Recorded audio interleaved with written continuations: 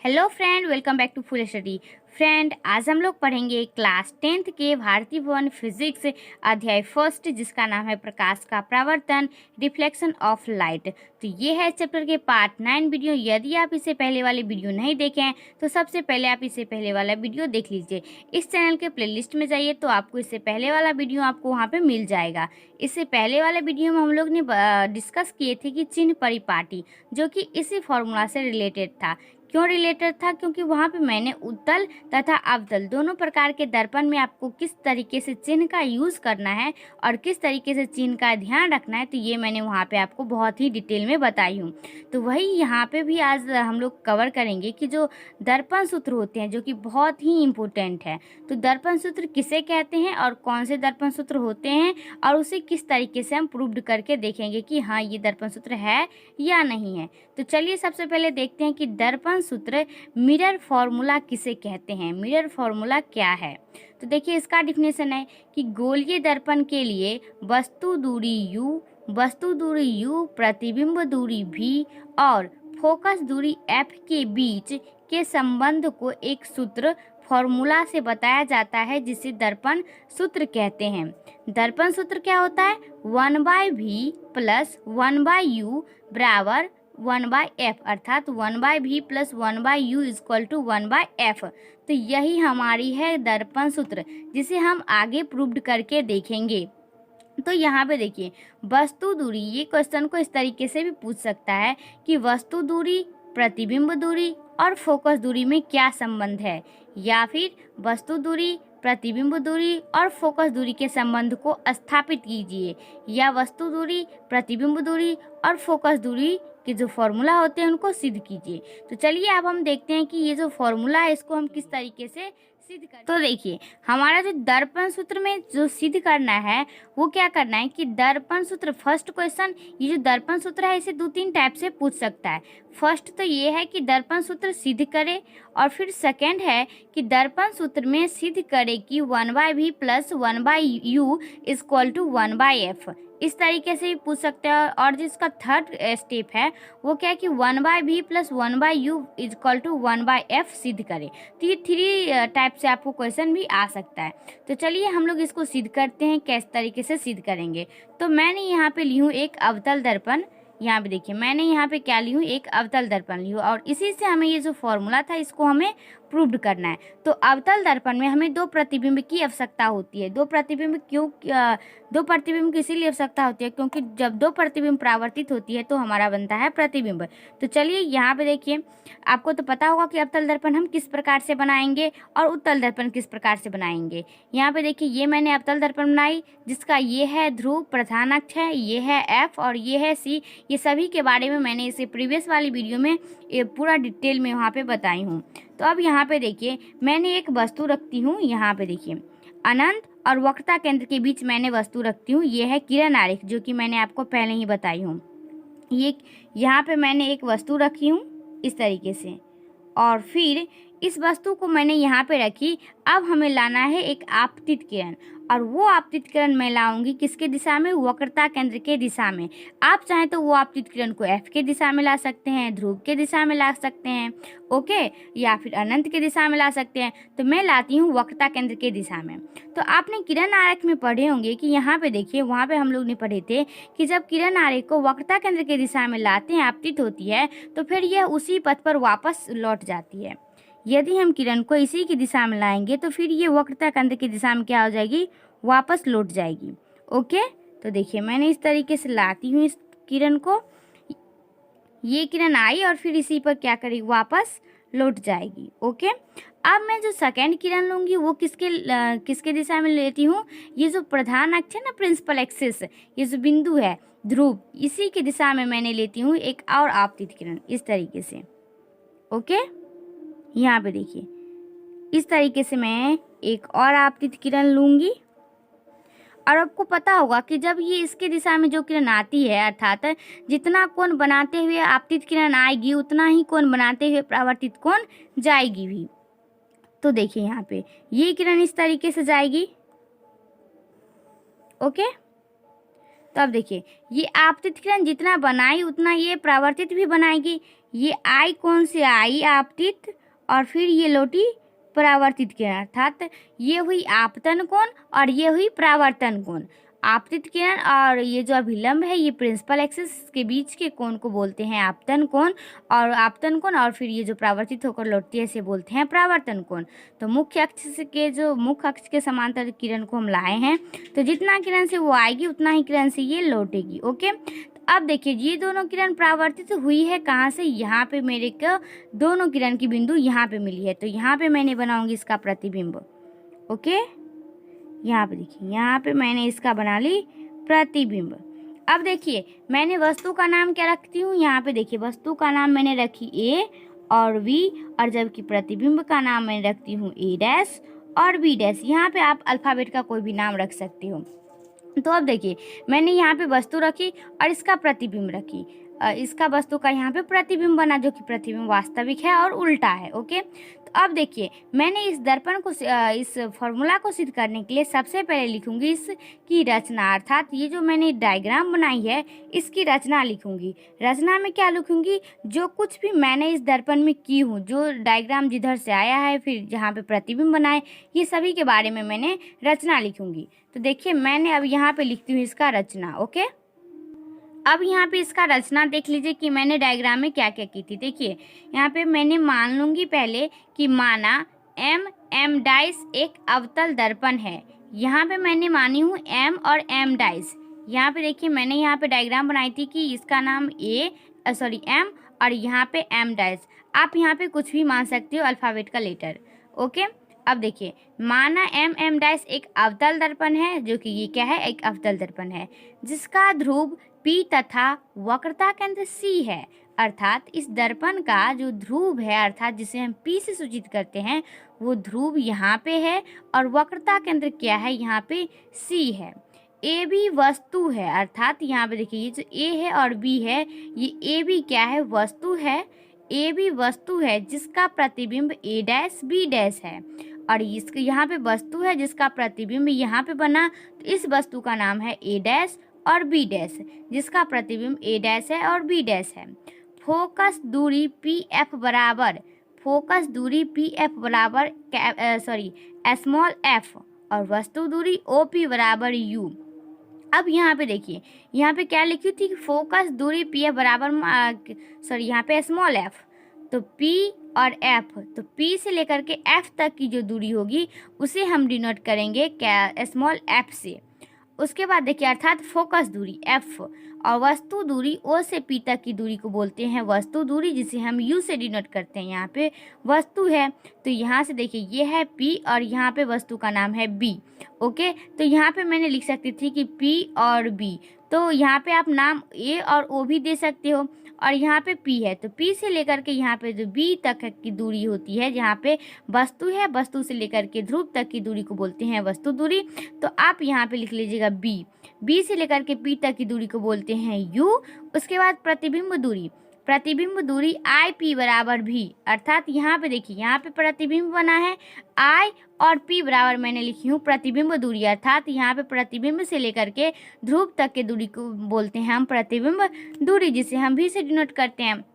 और नेक्स्ट देखिए कि वक्रता त्रिज्या PC बराबर R बराबर 2F, PC बराबर R, अर्थात जो वक्रता त्रिज्या होती है वो क्या होती है, सिर्फ P से लेकर के C तक की दूरी को बोलते हैं वक्रता त्रिज्या, जो कि आपको मैंने जहाँ पे चिन्ह परिपाटी बता रही थी वहाँ पे भी मैंने आपको बताई थी कि P से लेकर के C तक की दूरी को बोलते हैं वक्रता त्रिज्या, जिसे R से डिनोट करते हैं यहाँ पे कैपिटल R से।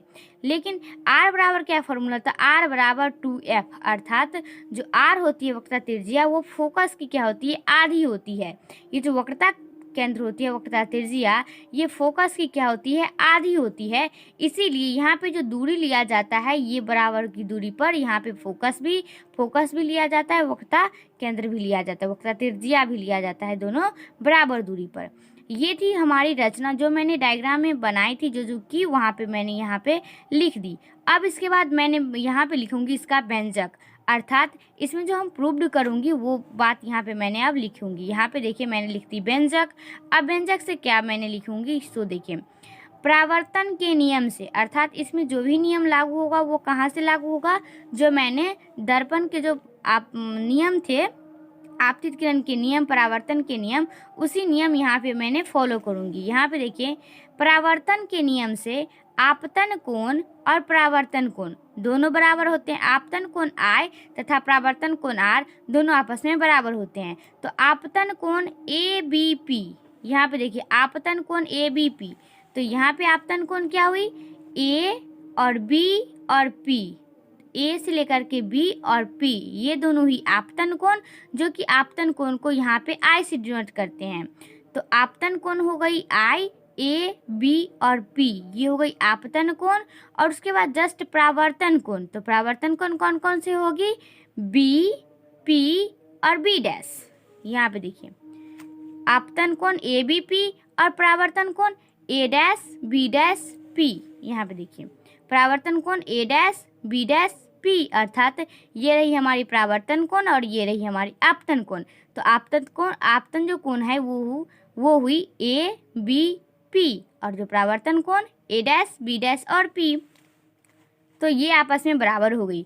उसके बाद देखिए त्रिभुज ABC तथा त्रिभुज A डैश B डैश और C समरूप है। यहाँ पे देखिए त्रिभुज ABC तथा A dash B dash C, ABC, यहाँ पे देखिए त्रिभुज क्या है हमारे, यहाँ पे एक त्रिभुज बना है ABC, ये हुई एक त्रिभुज। और सेकंड जो हमारी त्रिभुज थी कि A dash B dash C, तो अब यहाँ पे देखिए A डैश B डैश और C, ये एक प्रकार का हमारा बन गया त्रिभुज, दो त्रिभुज ABC और A dash B dash C। तो अब देखिए ये दोनों त्रिभुज क्या है, समरूप है। तो अब समरूप कहने का क्या मतलब होता है कि जो समरूप त्रिभुज होते हैं, समरूप त्रिभुज के जो भुजा होते हैं वो अनुपातिक होते हैं। अनुपातिक मतलब क्या हुआ कि समरूप त्रिभुज का मतलब हुआ कि ये दोनों जो त्रिभुज बने हैं वो एक ही शीर्ष पर त्रिभुज बने हैं। यहाँ पे देखिए, यहाँ पे ये जो समरूप त्रिभुज है ये क्यों समरूप है, क्योंकि ये दोनों त्रिभुज एक ही शीर्ष पर बना है और जिसका शीर्ष है C, तो ये दोनों एक ही शीर्ष पर बना है C शीर्ष पर, इसीलिए ये हुई समरूप त्रिभुज। और समरूप त्रिभुज के जो भुजा होते हैं वो अनुपातिक होते हैं, अर्थात वो अनुपातिक होते हैं। अर्थात यहाँ पे देखिए ये एक त्रिभुज ये हुई और एक ये हुई, तो ये हुई इस त्रिभुज के आधार और फिर इस त्रिभुज के ये आधार। तो अनुपातिक मतलब हुआ कि ये जो आधार है इस त्रिभुज के लिए ये आधार और फिर ये आधार, ये दोनों क्या होगी, बराबर होगी। ये और ये भुजा, यहाँ पे देखिए ये और ये भुजा बराबर होगी आधार, और फिर ये जो है लंब ये भी बराबर होगी। ओके, ये दोनों भी बराबर होगी। तो अब हम यहाँ पे लिखेंगे कि अनुपातिक जो होती है, यहाँ पे जो त्रिभुज है ABC तथा A dash B dash C समरूप है। जब ये समरूप है तो ये क्या है, समरूप त्रिभुज की जो भुजा होती है वो अनुपातिक होती है। अर्थात अनुपातिक मतलब क्या हुआ, वो बटा में होती है। अर्थात यहाँ पे देखिए ये है AB और AB का जो बराबर है वो क्या है, A डैश B डैश है। तो हम लिखेंगे AB और इसके बटे में लिखेंगे A डैश B डैश, क्योंकि ये भुजा क्या है, समरूप है, अर्थात ये दूसरे के अनुपातिक है। तो AB बटा A dash B dash. Okay, यहाँ पे मैं लिखूंगी AB बटा में A डैश और B डैश। ओके, अब देखिए ये तो हो गई त्रिभुज ABC की। ओके, अब देखिए त्रिभुज A डैश B डैश और C में, यहाँ पे देखिए त्रिभुज A डैश B डैश और C में ये भुजा जो बराबर हुई हमारी ये और फिर ये, उसके बाद ये क्या है, B डैश है। अब यहाँ पे देखिए, यहाँ पे तो आपको पता हो गया कि ये दोनों क्या है, समरूप है। और उसके बाद जो त्रिभुज A डैश B डैश और C है यहाँ पे भी ये क्या है, समरूप है। यहाँ पे देखिए किस प्रकार का कुछ इस प्रकार का त्रिभुज बन रहा है। देखिए मैं यहाँ पे जो बना रही हूँ कुछ इसी प्रकार का यहाँ पे त्रिभुज भी बन रहा है। ओके, देखिए जिसका शीर्ष क्या है, ये P है।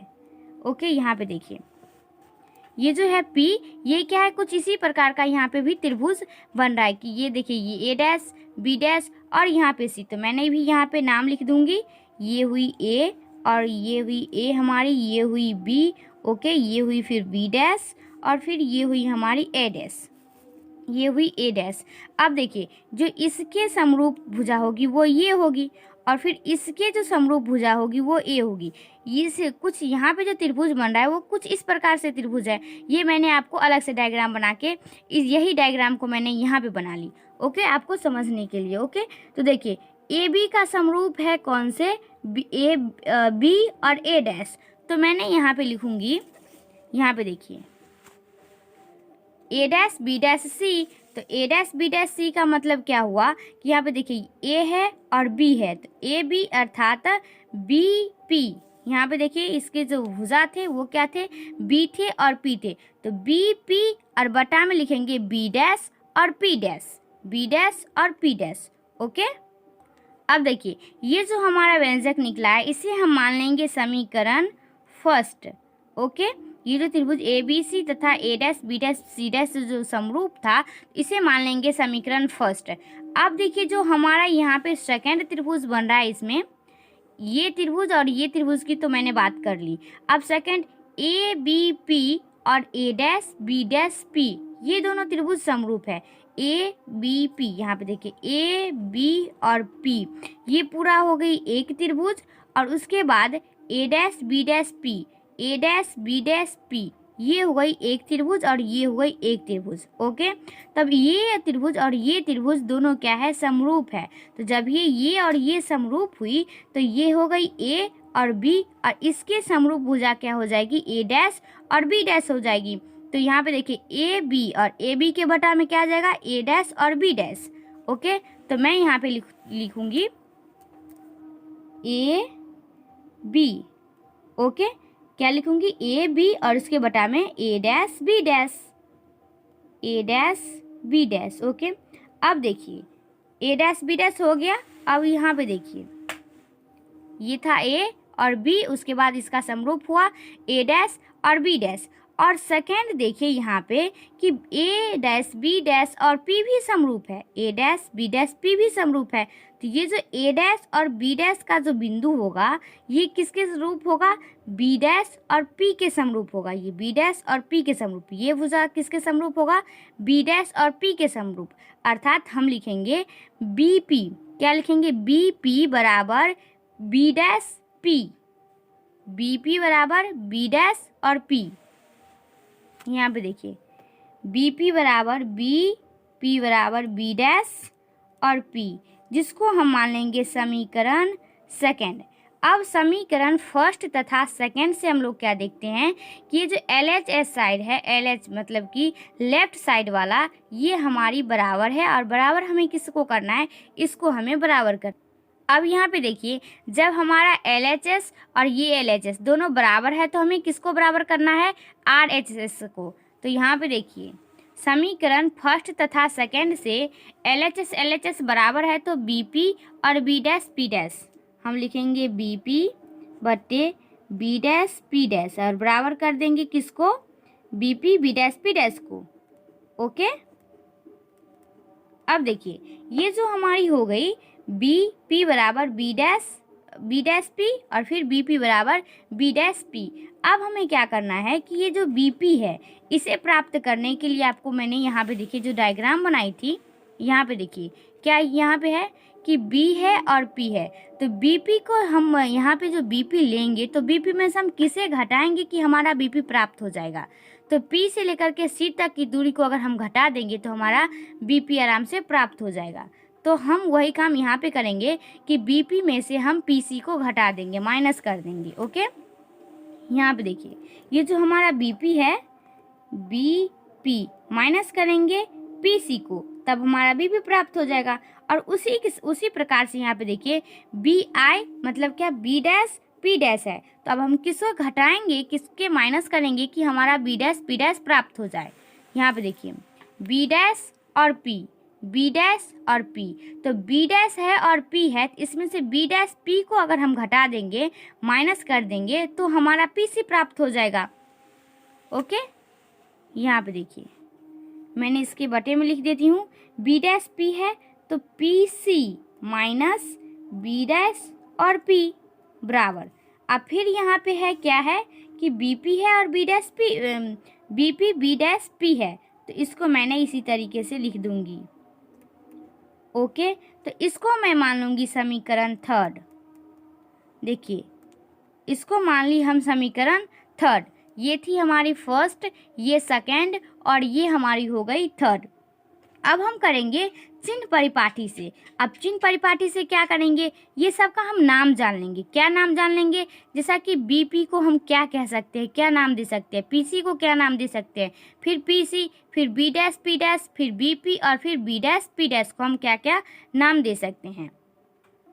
अब यहाँ पे देखिए मैंने लिख ली कि चिन्ह परिपाटी से, यहाँ पे देखिए बीपी, तो बीपी बराबर, अब बीपी को क्या नाम दे सकते हैं हम, यू नाम दे सकते हैं, जो कि हमारी क्या है, वस्तु दूरी है। यहाँ पे देखिए बीपी था ना, यहाँ पे याद रखिए कि बीपी है। तो देखिए मैंने फिर से डायग्राम पे आ जाती हूँ।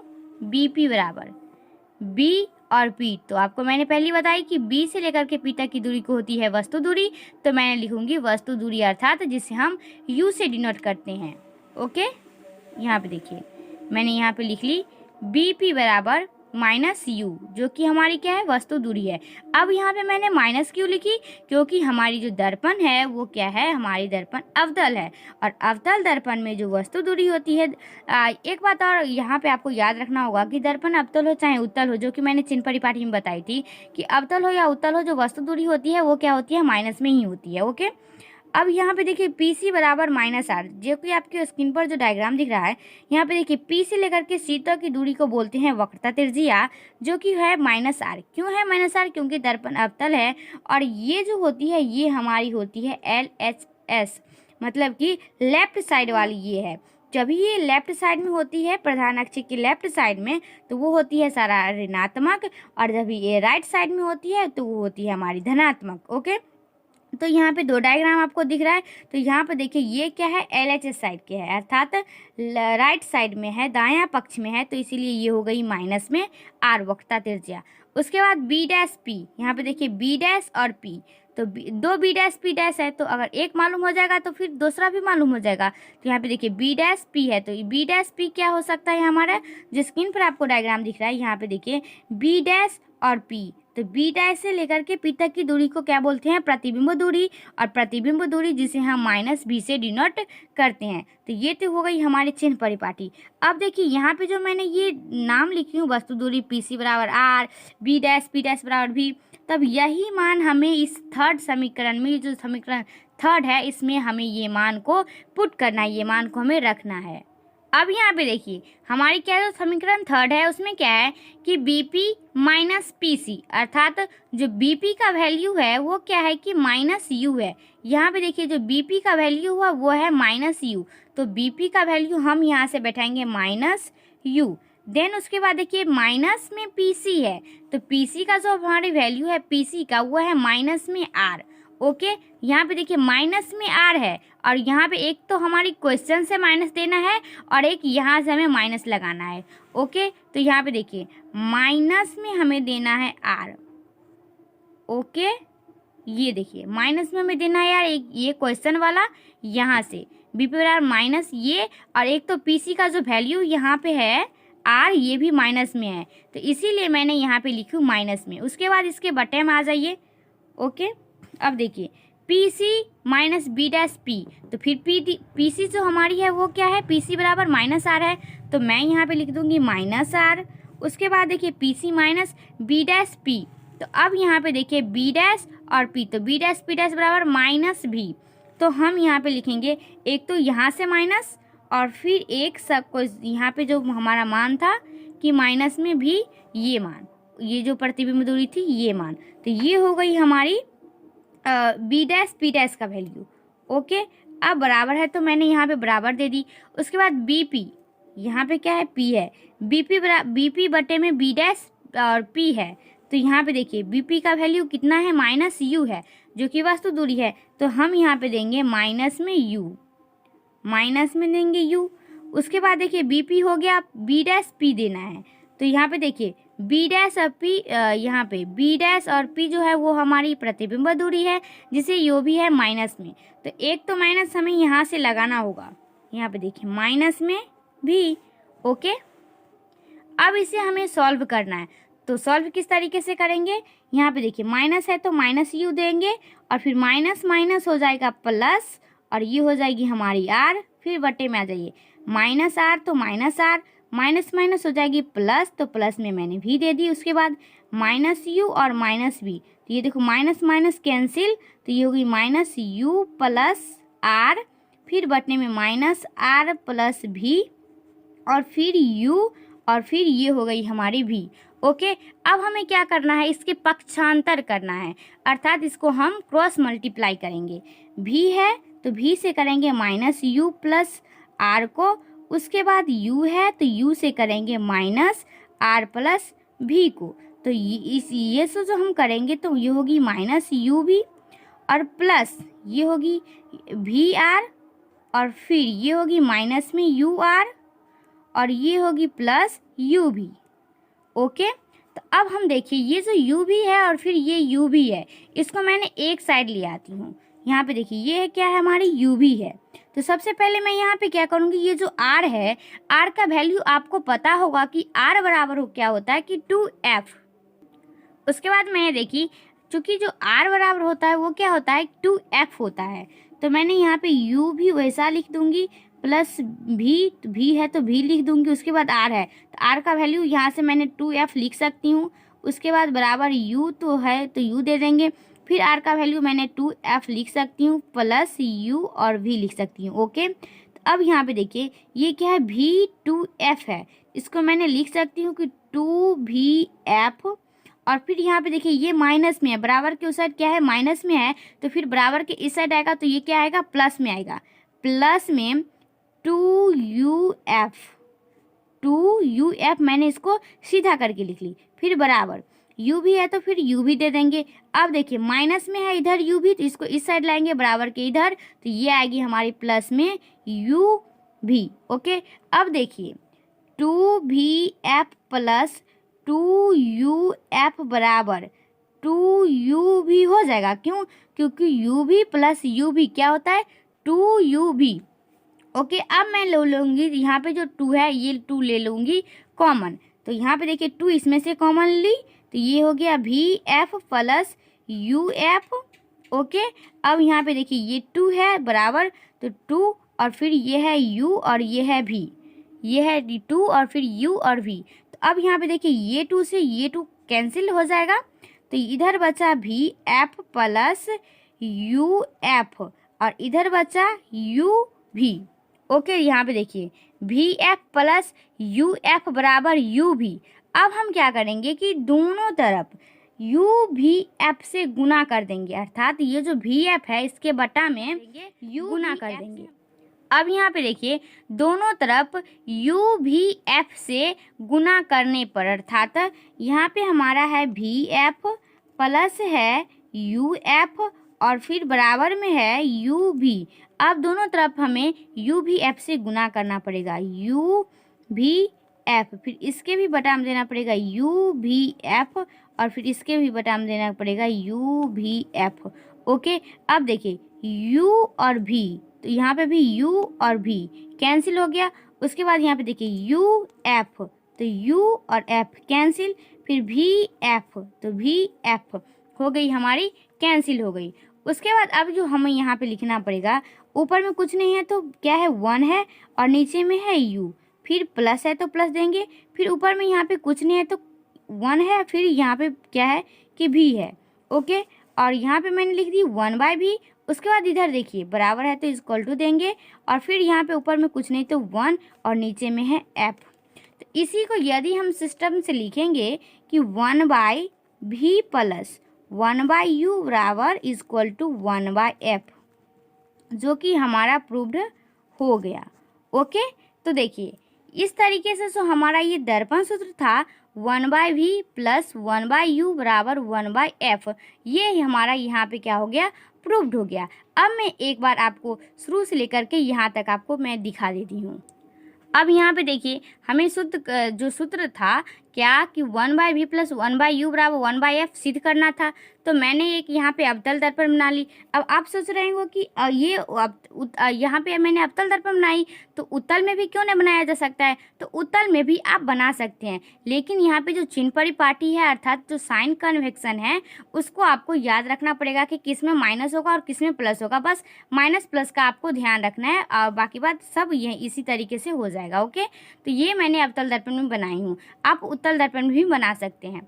तो मैंने यहाँ पे एक अवतल दर्पण बना ली और अवतल दर्पण बनाने के बाद फिर उसी तरीके से मैंने जो किरण आरेख बनाती हूँ उसी तरीके से यहाँ पे मैंने 2 किरण आरेख बना के यहाँ पे मैंने प्रतिबिंब डाल दी। यहाँ पे वस्तु का प्रतिबिंब बना, उसी तरीके से वस्तु का नाम भी मैंने डाल दी। और ये हुई आपतित किरण, ये हुई परावर्तित किरण। आपतित किरण परावर्तित किरण बराबर होते हैं दर्पण के नियम, परावर्तन के नियम से। अब देखिए मैंने यहाँ पे रचना लिख दी। रचना मीन्स कि जो जो यहाँ पे मैंने डायग्राम में की थी वो सब मैंने यहाँ पे लिख दी। ओके, देखिए मैंने यहाँ से लेकर यहाँ तक। और उसके बाद देखिए मैंने व्यंजक लिख दिया, अर्थात जो हमें प्रूव्ड करना था मैंने अब वहाँ पे आ गई हूँ। तो परावर्तन के नियम से फिर यहाँ पे इस तरीके से मैंने लिखी हूँ, यहाँ पे देखिए यहाँ पे। और फिर यहाँ पे मैंने समीकरण फर्स्ट मानी और फिर जिस तरीके से ये त्रिभुज समरूप था उसी तरीके से मैंने ये भी त्रिभुज समरूप हुआ। तो फिर यहाँ पे भी मैंने समीकरण सेकंड माना और समीकरण फर्स्ट तथा सेकंड से अभी ये नहीं आपको बनाना है, आपको ये बनाना है। यहाँ पे जगह कम था इसलिए मैंने यहाँ पे एक लकीर खींच दी और फिर इधर बना ली। ओके, तो अब देखिए फिर इधर बीपी फिर बी डैश पी डैश समीकरण सेकंड से। अब ये मान ली मैंने समीकरण थर्ड और फिर उसके बाद चिन्ह परिपाटी से मैंने इसका नाम डाल दी कि इसका जो नाम है वो क्या क्या नाम इसका हो सकता है। तो मैंने यहाँ पे नाम भी लिख दी। अब मैंने क्या की, जो समीकरण थर्ड है इसमें मैंने मान बैठा दी। ओके, यहाँ से देखिए समीकरण यहाँ पे लिख देती हूँ मैंने थर्ड। ओके, समीकरण थर्ड से। ओके, अब देखिए यहाँ पे मैंने समीकरण थर्ड में यहाँ पे मैंने सारा का नाम जान ली हूँ और फिर यहाँ पे समीकरण थर्ड दे करके इसमें हमें ये जो मान निकाली थी ये मान को मैंने इसमें यहाँ पे प्रूव्ड कर दिया अर्थात रख दी। उसके बाद फिर यहाँ पे मैंने इसको माइनस प्लस यहाँ पे माइनस माइनस कैंसिल करके फिर इसको यहाँ पे बनाई हूँ। और उसके बाद देखिए यहाँ पे जो v है क्रॉस मल्टीप्लाई कर दी यहाँ पे। और उसके बाद देखिए यहाँ पे u भी है, फिर वी आर बराबर है और फिर इसके बाद r बराबर 2f होता है, अर्थात जो वक्रता त्रिज्या होती है वो फोकस की दुगुनी होती है। तो उसके बाद यहाँ पे देखिए माइनस यू भी फिर उसी तरीके से गुना की हूँ यहाँ पे। और फिर यहाँ पे देखिए r बराबर जो 2f था मैंने यहाँ पे उसका मान भी रख दी और मान रखने के बाद मैंने फिर यहाँ पे गुना की। उसके बाद यहाँ पे देखिए कैंसिल की, कॉमन ली। यहाँ पे टू दोनों में था तो मैंने कॉमन ले ली और फिर कॉमन लेने के बाद फिर यहाँ पे भी 2 था तो वो भी मैंने कॉमन ले ली। और फिर उसके बाद देखिए V F plus U F बराबर था यू भी। अब ये हमारी आ गई लास्ट में और फिर मैंने क्या की, दोनों तरफ यू भी एफ से क्या की, गुना की। तो मैंने यहाँ पे यू भी एफ से गुना की, यू भी ऊपर में जो था वी एफ यू एफ फिर यू भी, तो मैंने ऊपर में वो लिख दी। और फिर इसके बाद इसे हमें गुना करना था तो यू भी एफ से मैंने ये इसके भी बटा में फिर इसके बटा में इसके बटा में यू भी एफ डाल दी। उसके बाद यहाँ पे मैंने कैंसिल कर दी। उसके बाद ऊपर कुछ नहीं तो 1 फिर नीचे बचा यू, फिर यहाँ पे ऊपर कुछ नहीं तो 1 फिर नीचे बी और फिर बराबर है तो बराबर, फिर मैंने दे दी 1/f। ओके, इसको भी मैंने इस तरीके से लिख सकती हूँ कि 1/v प्लस 1/u बराबर 1/f। तो ये हमारी हो गई प्रूव्ड, ये थी हमारी दर्पण सूत्र। तो इस वीडियो में हम लोग इतना ही रहने देते हैं। अब हम लोग मिलेंगे नेक्स्ट वीडियो में, तब तक के लिए धन्यवाद।